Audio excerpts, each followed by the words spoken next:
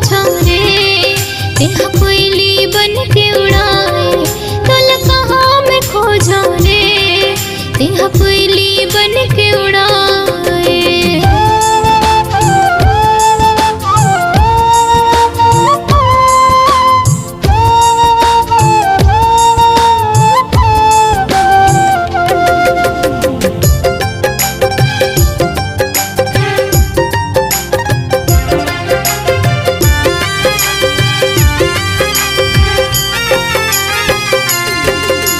घर बन मोला जहर भैगे सपना ही मिठ बोली।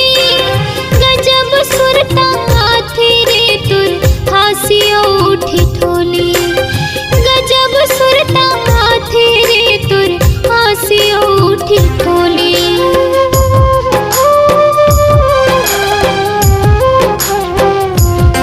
काबर हास के ते मुस्काए धीरे मेरी मोला सताए।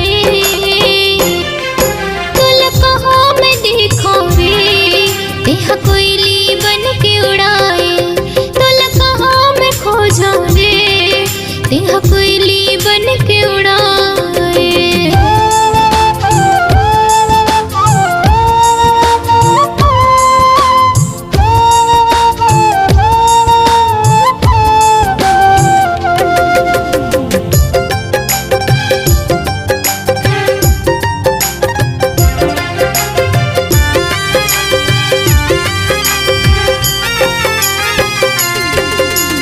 वही